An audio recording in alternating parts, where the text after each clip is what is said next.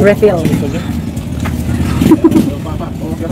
Refill, ayan. EKC, maaasahan. Sa kinabukasan. Oo. EKC, pandi guys, ha? Alam ko meron akong ano nito eh. Yung number, lalagay ko sa ano. Lalagay ko sa description guys. Kontakin nyo. Buong pandi lang guys, ha? Oo, mamaya, San Jose del Monte kayo. Kontak-kontak kayo.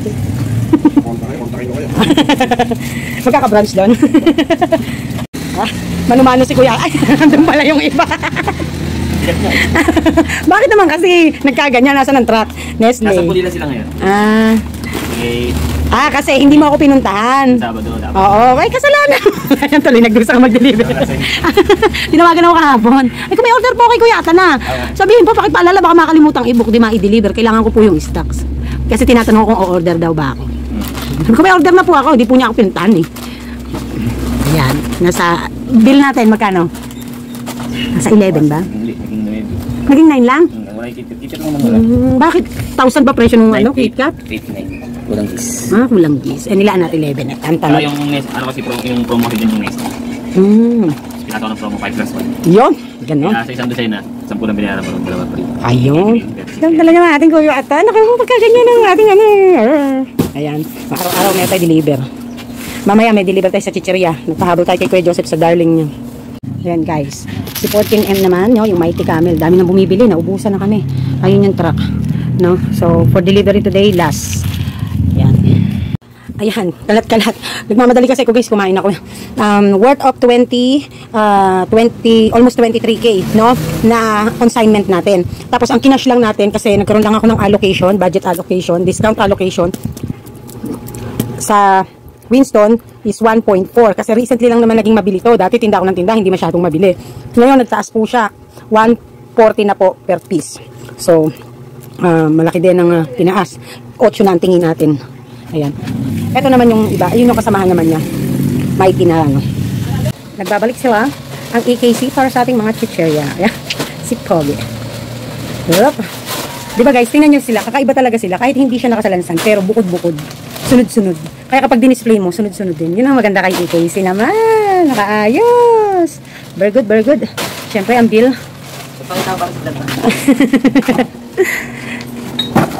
Ano ba yan? Lata to. Ha? Ano ba order kong dilata? Yung ano. Argentina na, ubusan ako. Wala akong may benta. Grabe. Hi guys, Mami Park is here. Hello mga kasari. Kamusta po kayo? Ayan, naging busy tayo for today's video. So, in today's video guys, ay magsha-shoutout tayo and then pag-uusapan natin ang kung gaano ba katagal dapat ang trial and error method sa negosyo natin na sari-sari store. Okay? So, masalimuot ang ating pag-uusapan kasi napakarami nating dapat i-consider. Kaya na dito ay depende sa sitwasyon at depende sa gusto nating mangyari. So, kaya naman, listen very carefully guys kasi para doon sa mga, baka mamaya ma-pressure kasi kayo na sabi kasi ni Mami Park, ganito daw, ganyan. So, pag ninilayan natin yan. But syempre, magsha-shoutout muna tayo. Di naman mawawala yan. So, bago din tayo magsimula, nga pala guys, uulitin ko, tumaas na po ang Winston. Again and again, biglaan kong magtaas, hindi man lang naaabisuhan. Ito ang hindi ko lang gusto pagdating sa mga JTI products. Dito po kasi, hindi si JTI ang humahawak sa amin. 14M ang distributor. Yung biglaang pagtaas, hindi sinasabi. Hindi katulad kay PMFTC kasi, ang mga agent, binibigyan na talaga kayo ng, binibigyan na kayo ng hint, binibigyan na kayo ng, target date kung kailan magtataas. So, kaya para maging prepared. At, sinasabihan na pagandahin na ang order kasi yung allocation, no? So, ang dilemma ko talaga doon sa mga product ng Mighty Camel, Winston, ay yung biglaan nila. 140 na ang per pack sa mga wholesaler, sa mga supermarkets, at sa agent.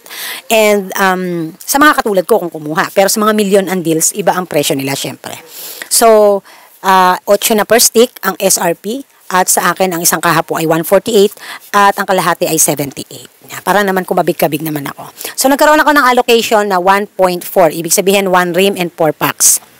And, bakit ganun lang, Mami Park? No? And then, bumili ako ng bago ang presyo, isang rim. Kasi, ang Winston kasi, hindi naman talaga mabili dito yan nung una. Nito lang yan nabibili-bili. Kaya hindi ako wala akong Winston dati. Meron ako pa isang kaha. Pero yung rim, hindi ako bumibili. Pero nung siguro mga 3 months na, gumanda ang sales sa Winston. Hindi ganun katulad ng iba, pero compare sa dati. Kaya lang, naghihinay-hinay ako. Hindi ako basta bumubugso. Kaya kahit maubusan na ako, nihintay ko na lang ang agent kung kailan darating. So, kaya ang binase sa akin ay yung last 3 months ko na purchases. Kaya, yun, 1.4 ang meron ako. But it's totally okay kasi ganun din naman talaga eh. Suma pa rin talaga tataas. Hindi naman ako malakas kumabig dyan. Hindi naman ako malakas bumili niyan. Ang malakas ko talaga, kikita nyo, camel ko. Handito pa sa baba yung camel ko. 12 rim ang kinuha kong camel. Tapos, ang mighty ko, nasa 7. No? And then, yung iba ko pang, iba ko pang mga sigarilyo na ganyan, no? So, yan. Hindi naman tayo mag-focus dyan. Sinabi ko lang, no, just in case na kayo ay malakas sa inyo ang Winston at hindi nyo pa alam, di pa kayo nadadalahan, ay medyo updated kayo. Okay, let's shout out first to Ma'am Malu Aguirre, 5825. Sabi niya, ito ang kanyang suggestion sa last video natin. Hi Mami Park, ako suggest ko sa mag-uumpisa pa lang, it's okay kung magkano ang i-allocate sa simula. Ako noon galing sa ipon ko, so di ganun kalaki. Kaya nag-start ako sa mga basic muna, pero kinumpleto ko lahat ng basic. Kaya ng sabi mo, pa 10-10 lang muna for every basic items. Tapos, habang nagra-run, doon ko nalalaman ang mga hinahanap, kaya nag-additional capital ulit ako. Mahirap kasi yung buhos agad na nasa trial and error ka pa, happy selling. Which is, I 100, more than 100% agree. Kasi ito naman talaga ang dapat na gawin. Ito talaga, yung dapat. However, yung doon kasi sa tanong ni ma'am, nagbigay na siya ng amount. Kaya sinabi ko din, there's no prerequisite talaga when it comes to start up your capital. Kasi kung magkano gusto mong i-alat, bahala ka.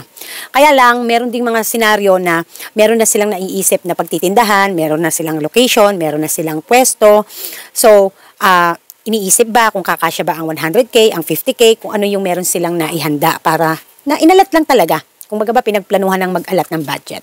So, nagbigay na lang ako ng probable na kung sakali para hindi na malilito, para hindi na kayo magkaroon ng confusion at tanong ng tanong, kasi gusto nyo yung talagang medyo sasagutin talaga, tutumbukin talaga kayo no? So, kasi lalo na kung nangangapa, kung wala namang history or wala namang background experiences when it comes to buying items for sari-sari store. So, kahit sabihin pa natin nga na mamalo na basic lang muna, ang kaso, magkano ba yung basic na yon? Minsan ganun yung tanong magkano ba lahat-lahat yon yung mga basic na yon? So, dahil nagbigay ng 100K na amount, may amount na yun na siguro yung plano, yun na yung nakaalat, hindi na lang natin ina-advise talaga na ibuhos. Kasi magta-trial and error method pa nga. Tulad din ang sabi ni Ma'am Malu, no? Alam nyo, good advices talaga comes from experienced people. Kasi Ma'am Malu Aguirre kasi kasari. Kaya alam niya, no? Naiintindihan niya. So, in that case, at in that part, nag-alat na lang ako. Sige, para doon sa mga talagang pa lang at medyo may budget kayo, okay, mag-alat kayo 1,000 to 5,000 per SQM. So, kung meron kayong 20 SQM, 18 SQM, or 10 SQM na tindahan, or square meter na tindahan, o di 1,000 per lang. Sa nagsisimula, 1,000 per SQM, di 10,000, pwede na. O 15,000, pwede na. 20,000, pwede na. So, hindi natin ina-advise na ibuhos lahat. Gradually. Tulad ng step na ginawa ni Ma'am Malu Aguirre. Ito, pinaka-wise Kasi ganito din ang ginagawa ko. Pinaka-wise step ito. Yung ganitong kay Ma'am Malu Aguirre. Kaya lang, kung pag-uusapan nga natin yung exact amount na ihahanda ng isang taong magpaplano, binigyan ko na lang kayo ng probable na mag-alat kayo ng 1,000 to 5,000 per SQM. No, ayun. So, Ma'am Malu Aguirre, maraming salamat po for sharing your insight, for sharing your experiences. Ang laking bagay nito sa ating mga kasari. Magkakaroon talaga sila ng idea. Tayo kasing mga may experiences na talaga, sabik tayong talagang i-share natin yung natututunan natin. Kasi talagang, ito talaga yung pinaka-basic. Yung sinasabi ni Ma'am Malu Aguirre, ito talaga ang pinaka-basic talaga na start-up ng isang magnenegosyo ng sari-sari store. Ayan! Sarap naman. Winnie07, good morning, Mami Park. God bless you more. Ellen Pilar, hi, Mami Park. Salamat po. God bless you po always. Watching. Love you. Love you too. Love you everybody.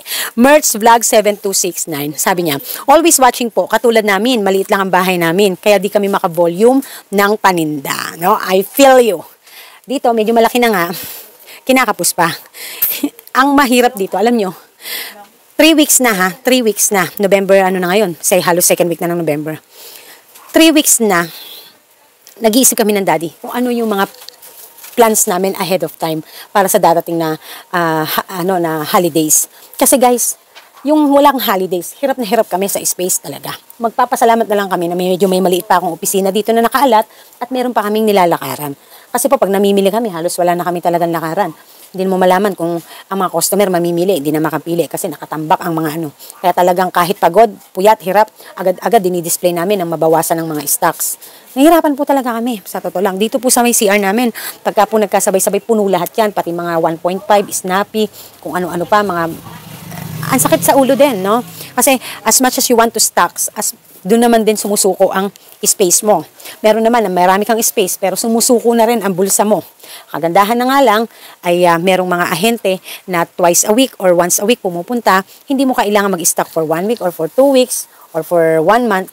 Yung space na sisave. Tulad na lang ni Kuya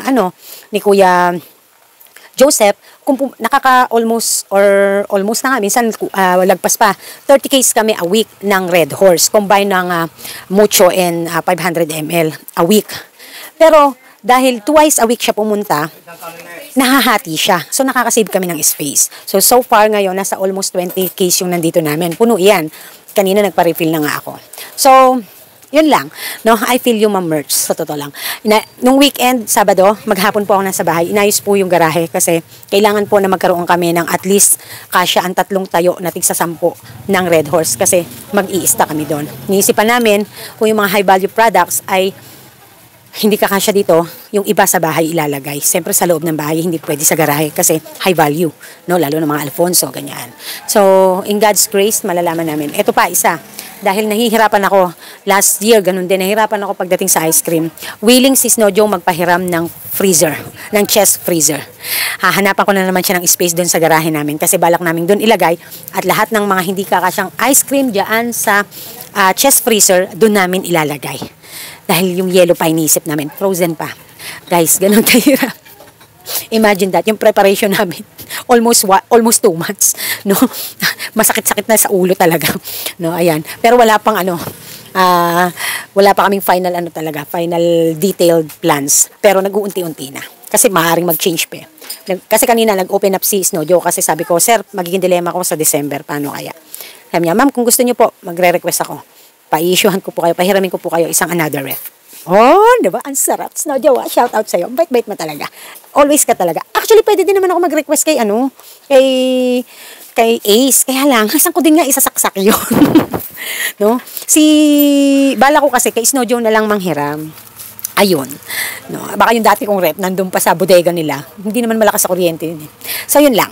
Clarissa Aragit, 3570. Good evening, Mommy Park. Thanks for the learnings. God bless you and your family. Ito yung last na babanggitin natin. So, makinig kayong mabuti ha dahil heto na ang ating topic. Hello, Mommy Park. Maraming salamat po sa mga ideas na sinishare nyo po sa amin. Tanong ko lang po, Mommy Park, ilang buwan po ba ang trial and error method para masabi mo na nalampasan mo na ang ganyang stage? Maraming salamat po. So, unang-una may mga i-consider ka bago ka mag-set ng trial and error method time, no? Kasi minsan wala pong hinihiling talaga na sakto na months, dates, years, kung kailan mo malalagpasan ang trial and error method. Kasi po, unang-una, heto po. Para sa akin ha, disclaimer po para sa akin. Kasi, kapag ka nag-put up ka ng business, unang-una inaalam mo, ano po ang purpose ng negosyo? Bakit mo to pinut up? Ano ang gusto mong, gaano kalaki nakita ang gusto mong i-produce nito in span of time na kailangan mo na yung ganong kita. Ano po ba ang gusto nyong gawin sa tindahan kapag ka po dumating na kayo doon sa punto na gagawin nyo na siyang bread and butter. So, depende po sa goal nyo at depende sa purpose ba't nyo pinut up ang negosyo. Para yun din yung susundan nyo na path na i-work out habang nasa trial and error method kayo. Again, uulitin ko po. Hindi ko po masasabi ang eksaktong panahon na kung nasaan ka sa trial and error method stage. Why? Kasi hindi pa natin basta napoforesee ang pangyayari. Kaya dumadaan tayo sa trial and error method kasi yung journey natin everyday, doon pa lang natin mapoforesee. Pero yung ngayon pa lang, tapos sasabihin natin, yung ating vision, yung ating probable dyan ay napakababa ng percentage para malaman natin kung mag-workout o hindi. Kasi we are in a selling. So, it depends kung paano natin ipinoprovide. It depends sa location, kung nasaan tayo. It depends sa kung hanggang saan ang kaya nating ilabas na kapital. It depends kung paano natin inaayos ang cash flow or financial management ng hanap buhay. Okay? So, pinaka-bottom line nito is, kapag naset mo na yung panahon na kailangan mo na siya kailangan at kailan yung kailangan mo i-produce ng hanap buhay mo na amount. Ibigay ko na lang yung sample ng personal na experience ko. So ako, nag-alat ako ng 1 year. Hanggang 1 year kailangan maibigay sa akin ng tindahan ang inaasam ko na net income. Why? Kasi sooner or later, magiging bread and butter ko siya. So good thing talaga, bago ko siya naging bread and butter, na-workout ko na. Napoproduce na ni store yung income na gusto ko, na desired ko. Kasi para makasurvive kami. No? So, it took less than a year bago nangyari. So, bago it took less than a year yung desired ko nakita, no? Yung talagang mag sa amin ng income. Kasi sa totoo lang, nung una, ang desired ko lang po ay nasa around 50K, 60K. So kaya lang po tumaas kasi nagkaroon po kami ng additional na gastos. Tulad na lamang po nung meron kaming mortgage na binabayaran. 2 po yung naging binabayaran ko. Ngayon natapos na po yung isa. So meron pang isa. Kaya po tumaas. Pero nung una po talaga, nag-set lang ako ng 50 to 60K na net income. Kasi yun po yung makakasustain sa amin. Kasi ganun po yung natatanggap ko na allotted kay Daddy Park. Since wala nang ibinibigay si Daddy Park, so nagkaroon pa ng bayarin na mortgage sa property, so tumaas din yung needs ko. Kailangan at least 70 to 75K ang kailangan ko para masustain ang personal naming buhay as bread and butter ang tindahan. So yun yung goal ko, yun yung desired ko. No? At dinidepende ko rin kasi dun sa sitwasyon ng hanap buhay ko. Kasi baka naman mamaya tayong lahat, nag-asam tayo ng napakalaking kita, nasa bundok ka ng tralalala, tapos naghihintay ka ng trial and error method na matapos na kung kailan ba ibibigay sa'yo yung desired mo, magkakaroon po tayo dito ang tinatawag na common sense. Hello, instinct, common sense naman. Ano? So, hilingin mo sa tindahan yung desired mo, depende din sa kung ano ang sitwasyon mo. Okay? So, kung nalaman mo na lahat yan, yung kung kailan kailangan ganitong panahon, bumibenta na to ng ganito, yung tindahan, kumikita na ng ganito, nagne-net income na ng ganito. Kasi ito yung kailangan kong kabigin sa kanya. No? At kung may sosobra, bonus na lang. At kung gusto mo pang mas lumaki, di mas mag-effort ka. Mas gumawa ka ng diskarte, mas gumawa ka ng paraan. Okay? So, hindi ko po pwedeng sabihin 6 months, 3 months, 1 year, hindi ko po pwedeng sabihin ganun. Pero pinakamatagal na po ang 1 to 2 years sa negosyo na ita-trial and error method mo. Pinakamatagal na po yun. Kasi,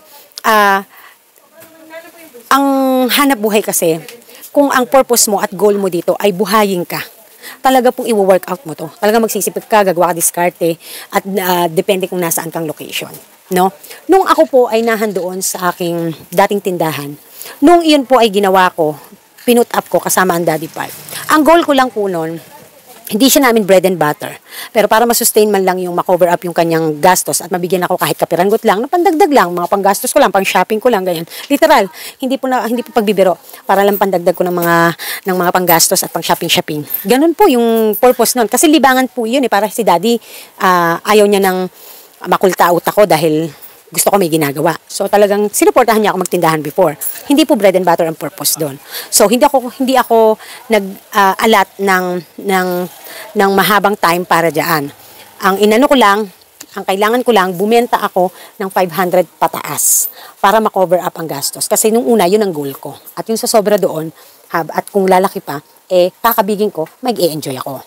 So nung una po, dahil nasimulan ko na siya ng maliit, bumibenta ako ng mga around 300 at tumataas ang demand. So, ibig sabihin, mataas ang probability na kaya kong mabit ang 500 pataas. So, kaya pinush ko na palakihin. Na dating, yun yung unit na bahay namin, meron lang ako sabit-sabit sa tindahan, pero nakaka 300 ako a day. So, yung unit na yon, ginawa ko ng buong tindahan, lumipat kami sa kabilang unit para gawin na lang siya isang unit na apartment na puro items ng tindahan na talaga. And ang target ko noon ay 500 pataas ang sales everyday. Kasi yun yung makakapag-compensate ng gastos niya, ng business expenses, at makakakabig ako ng income na pwedeng pandagdag ko ng pang-enjoy ko, pang-shopping ko, pang-tulong ko sa magulang ko. Mga ganun ba? May gusto kong bilhin na hindi naman kasya doon hindi kasama doon sa budget na binibigay ni Daddy. So, ganun. So, it depends on the goal, it depends on the purpose of your business. Kasi dun mo i-work out yun. Kaya ka nga mag-grind, yung tinatawag na talaga magpupursige, mag-i-strive, gagawa diskarte, halos di ka natutulog, ganyan. Talagang ginawa mo ng buhay, natutulog ka na nga lang, naiisip mo pa kung ano bibilin mo kinabukasan, ano pang ititinda mo, ano pang diskarte yung gagawin mo. Kasi, it depends on the goal and the purpose of your business. So, kapag naibibigay na yung kinakailangan mo, nakalagpas ka na sa trial and error method. So, kung ang first goal mo ay masustain lang niya yung business expenses, tapos ka na sa ganung phase. Kung ang goal mo naman ay magkaroon ka na ng ang net income mo, kumabi ka naman ng net income na ganitong amount, at nalagpasan mo na yun, tapos ka na sa phase na ngayon, na ganun. So, para mapadali iyon, you exert effort, you exert diskarte, you will exert strategies para mapalabas mo yung kita na desired mo. No? For me, ito lang po yung ito lang po yung pag-aaral ko. Kasi po, hindi ko po talaga po pwedeng sabihin na 3 months lang dapat ang store mo ganito na. 6 months. Kasi depende po yan sa lugar nyo. Depende po sa kailangan nyo. Depende po sa in-exert na effort nyo. Depende po sa diskarte nyo. Depende sa pricing nyo. So, everything is always depend on you and depend on your situation and your area para malagpasan mo ng mas maaga ang trial and error na inalat mo. Halimbawa, nag-alat ka 1 year. Tulad ko, nag-alat ako 1 year. Less than a year, nabit ko na yung goal ko, na-ano ko na yung goal ko. No? After a year, sobra pa doon sa sinet ko na kailangan ko. Dahil bread and butter ko na siya. Sumosobra pa. No? And then, ibinabalikwas ko pa kayo store. Dati po kasi, lahat ng kita nito, dahil hindi ko siya pa bread and butter, lahat ng kita, binabalikwas ko. Binabalik ko dahil pinapalaki ko eh. Dahil wala naman akong ibang extra income. No? Nanghihintay lang ako ng abot ng daddy. Pinapahiram ko sa store. Kailangan ko rin kunin yon kasi pinambabayad ko. So, kaya, kung ano yung kaya kong magawa, bago ko siya kailangan na, in-establish ko na muna. So, kung maalala ko doon, sabi si daddy at saka yung best friend ko, Bes, bakit ba hindi ka kumabig man lang? Kasi parang wala naman daw akong, magkano na ang nahahawakan mong ipon, nakakapag-save ka ba? Kasi laki ng sales, di ba? Nagugulat sila. Wala ako na ipon talaga. Wala ako na save. No? Minsan magtatabi ako, nakukuha pa. Bakit? Kasi nalaman ko na si daddy sinabi sa akin, kailangan makapag-produce ng kita ang store ng katumbas ng ipinadadala ko sa iyo o higit pa. Mabubuhay tayo dyan kahit nandyan ako. Kahit wala akong trabaho at uuwi ako dyan. Gusto ko siyang umuwi. Gusto ko siyang makasama. So talaga nagsipag muna ako. Inano ko muna talaga. In-establish ko talaga. Ginawan ko talaga ng paraan. Talagang araw-araw striving talaga. Lahat ng magandang gawin para sa tindahan ginawa ko. Customer service, lahat ng panliligaw sa mga nasa tamang paraan ginawa ko para sa mga customer nang ako'y laging mabilhan. Until such time na daddy come back here in the Philippines this June.